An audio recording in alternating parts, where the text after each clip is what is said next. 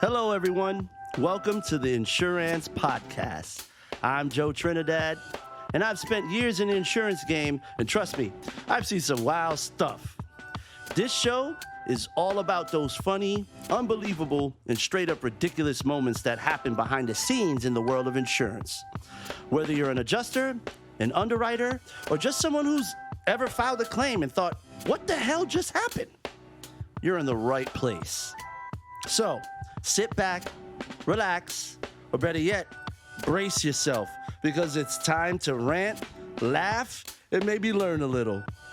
So welcome to Insu-RANTS.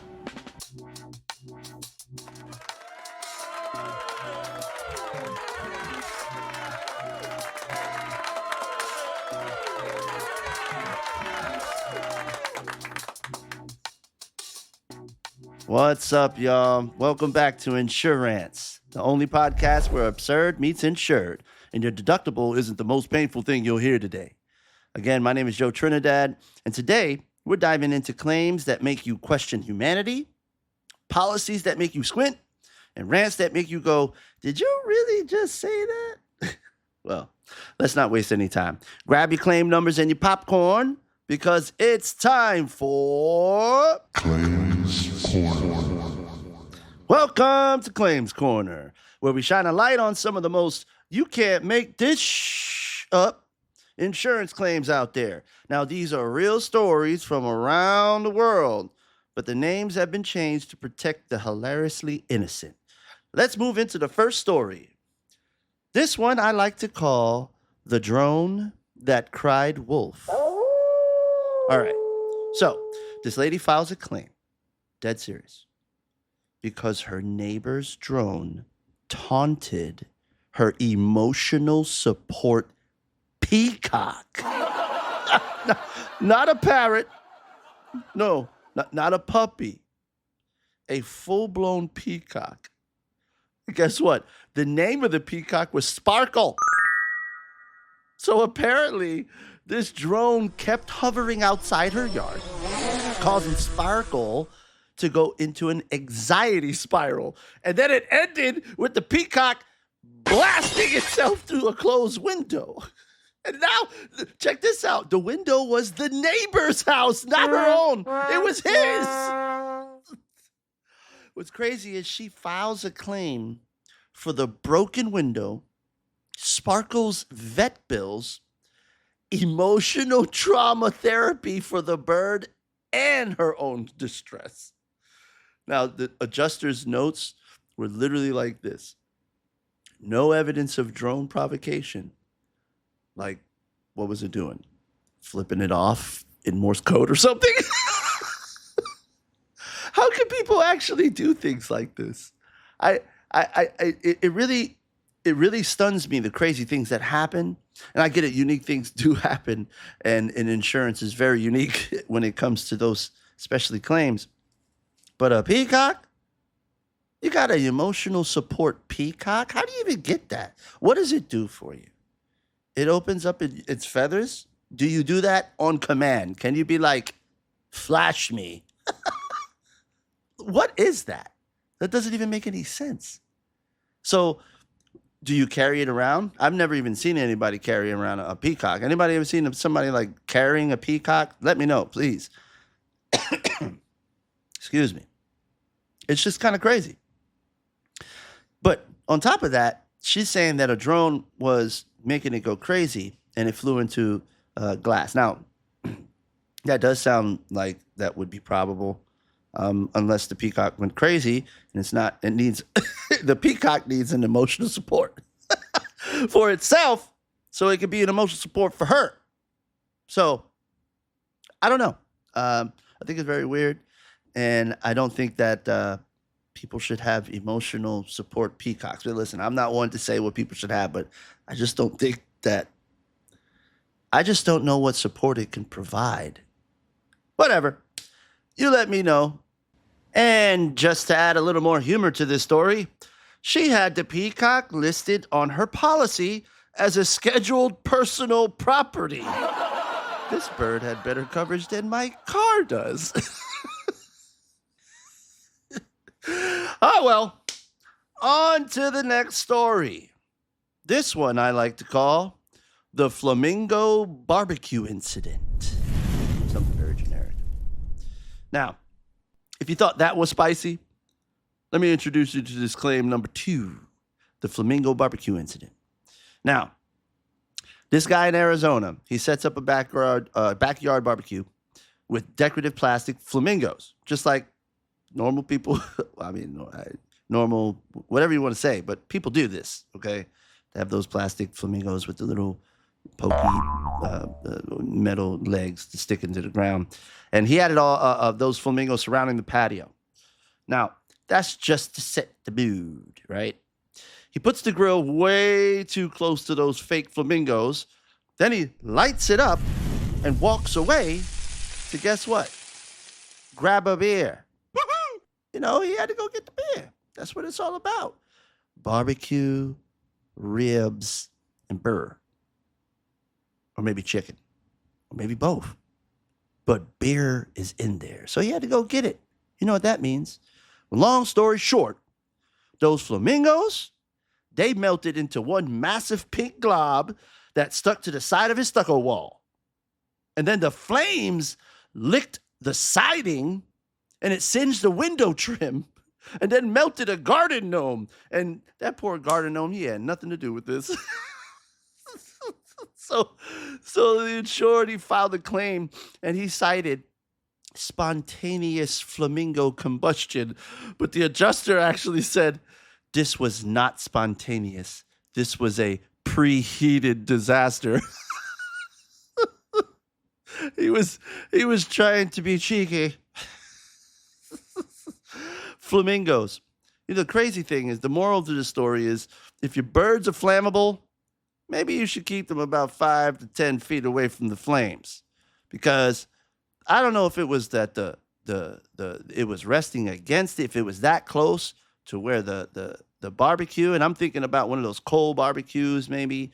It's obviously a flame barbecue, but it might be one of those, regular Weber small coal fire. I'm not sure, but maybe the wind blew the flames towards it, or maybe it was just resting against it. I don't know, but it's kind of weird that one of those flamingo things get lit on fire, but definitely did. And what was crazy is that he had it on the side of his house. So I don't know how that works out, but listen, barbecue with caution, because some people don't know what they're doing. And then, like I said in my first episode, when alcohol's involved, man, everybody think they're the best cook in the world, and they know what they're doing. They just be flinging the can with beer just everywhere, be like, I know what I'm doing. Got the spatula smacking people in their face. They're trying to be the king of the cookout. That's how it works. And then things go wrong. I'm going to call this the flamingo incident. Because that flamingo was on flames. Very silly, but very funny. All right. Now, on to the next segment, which is called Policy Pop Quiz. Welcome to Policy Pop Quiz, the segment where the insurance turns into a game show and guessing wrong might just cost you a deductible. This is how it works. I throw out a weird scenario, and you try to figure out if it's covered. Just think of it as a trivia night, but for people who don't read their policy. Okay. Here's the situation. You're throwing a backyard barbecue. You've got ribs on the grill, aunties arguing about potato salad, and your pit bull, Duke, off leash and feeling athletic. Now, out of nowhere, Duke jumps the fence like an Olympic gymnast. Okay? Literally jumps the fence. The ups on this dog is crazy. Now, he dives directly into the neighbor's koi pond. The trajectory of this dog is peculiar. And then he treats the fish like they're appetizers naturally, right? Now, this is what happened. The neighbor screams. The kids cry. And one of the fish was apparently imported from Japan and had a name, Sensei Bubbles. It's actually Sensei Bubbles.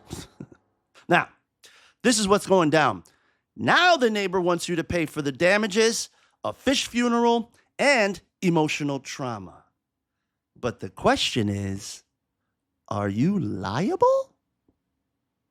I'll give you a moment to think about it, and I'll be right back.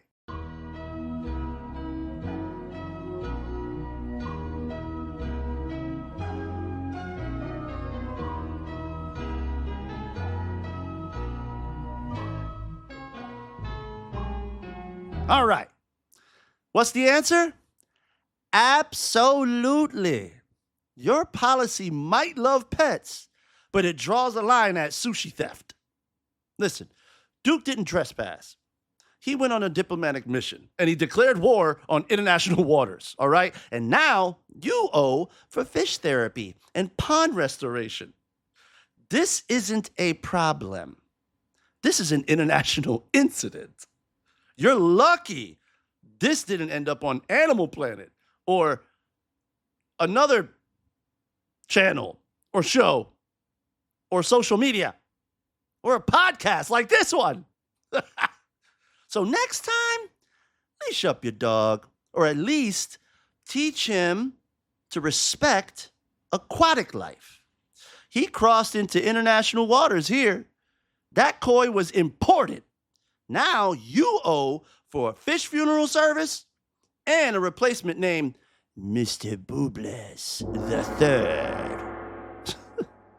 Stop letting Cujo freelance and leash up your dog.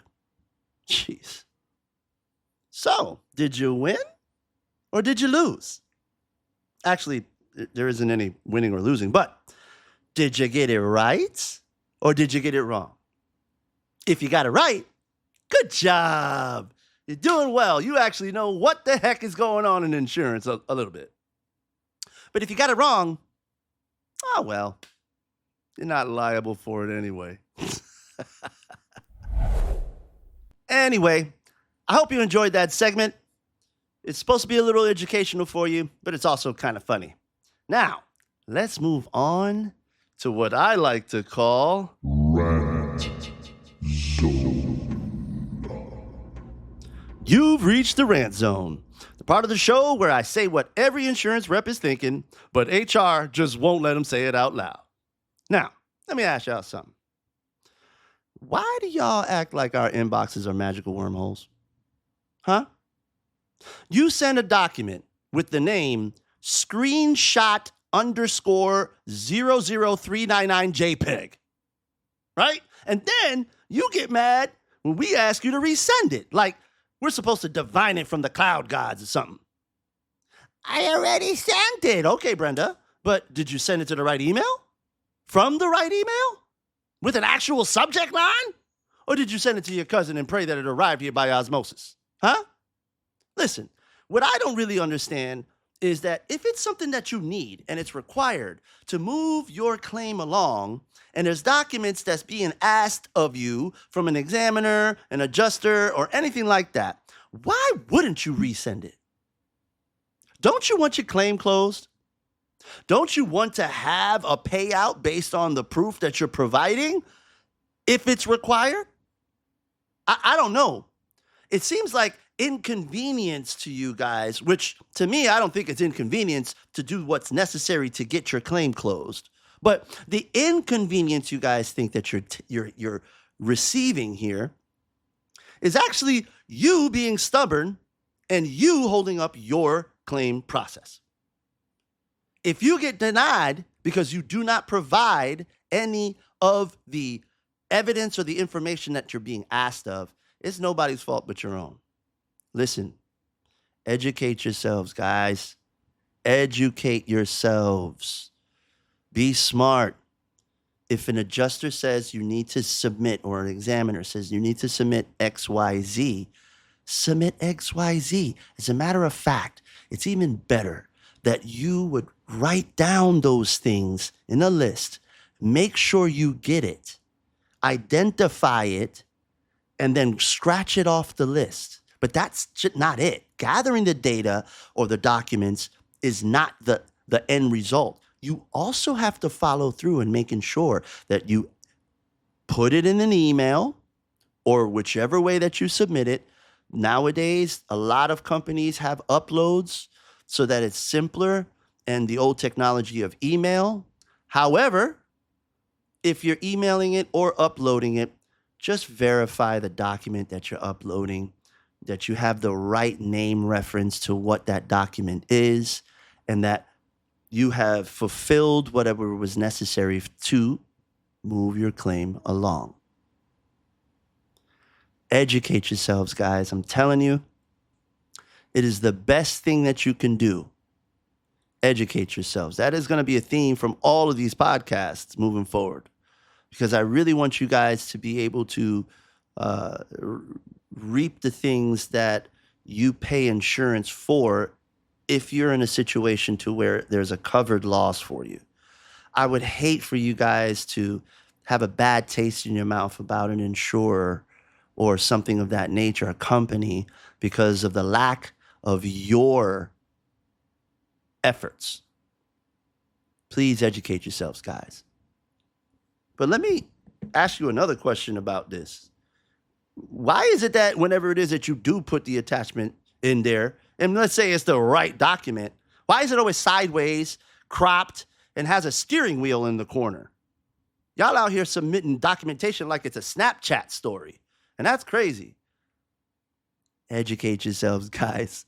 Be very aware about the crap that you're sending. And you know what else? Why do people suddenly forget everything once their payment clears? Deductible? What deductible? I didn't know my roof wasn't covered. What's a policy? Man, you signed 4 digital documents, clicked 3 check boxes, and said, I agree, with more enthusiasm than you show your spouse. Now suddenly it's all in ancient Latin? Listen, you know damn well that this policy was in force and it was something that you wanted. Why is it that you act like you didn't get it? What? Now, you may have established insurance elsewhere. Maybe you forgot you did this. I don't know. But I do know you went through a process, and the process had you to sign a bunch of things, check boxes, do all these things before this actually became. It doesn't make itself. We don't arbitrarily go into some yellow book.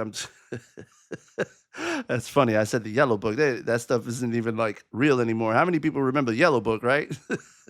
But you act like we just blindly picked somebody from the phone book and was like, oh, this person lives here? Let me go ahead and create a policy for this person. Make it like legal and payment to come through just to make sure that we make money. That doesn't make any sense. You wanted the policy. You probably didn't want the policy that you have with us. You probably got a policy somewhere else, but you wanted a policy. Don't act like you didn't sign something. Don't act like this wasn't real. Just ask the questions.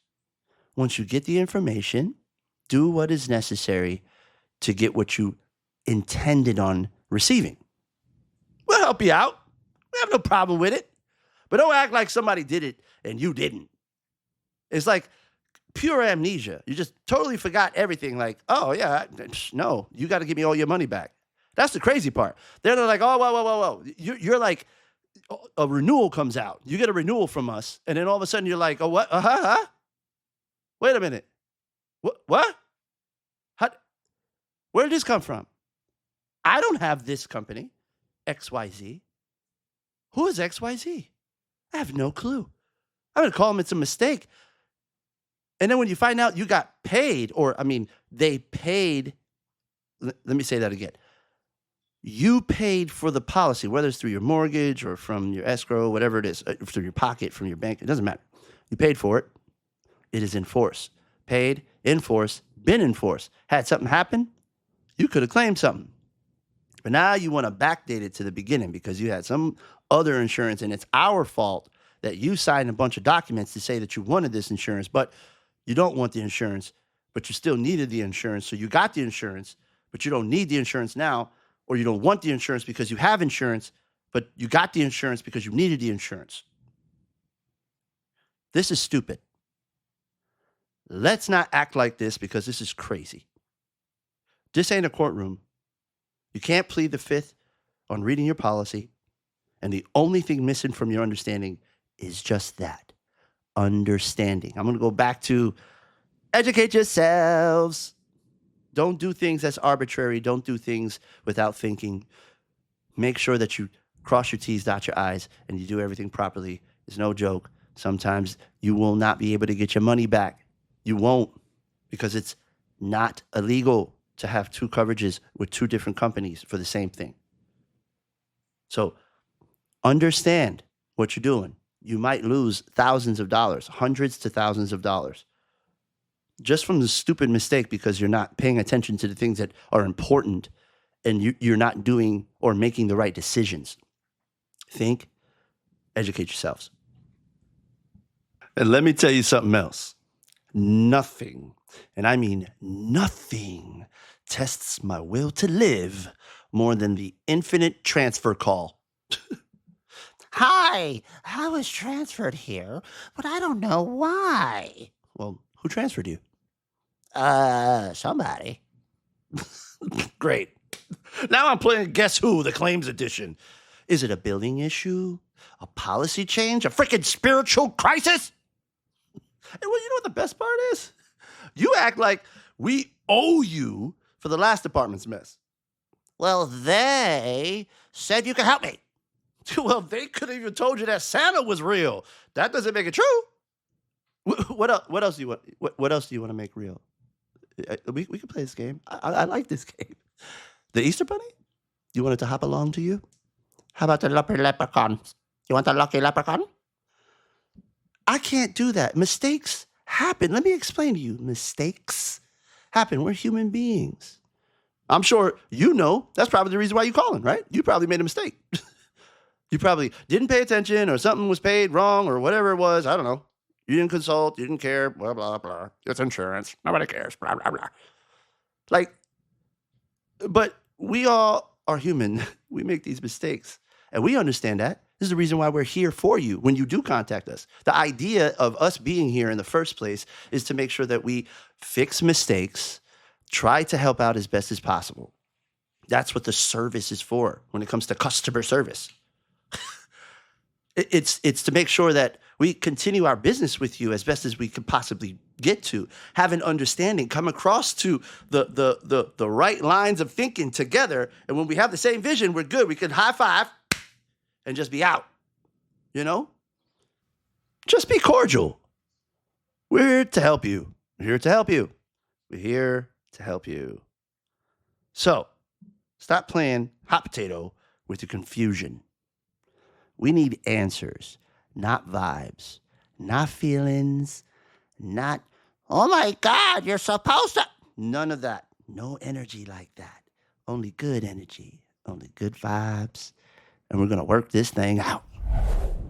And that's a wrap on Insu-RANTS episode 2, where the only thing higher than your deductible is our blood pressure by this point. If you laughed, learned, or questioned humanity at any point, go ahead, like, follow, or send it to the friend who still doesn't understand what a premium is. Listen, new episodes drop weekly. Until next time, stay safe, stay insured, and stay ridiculous.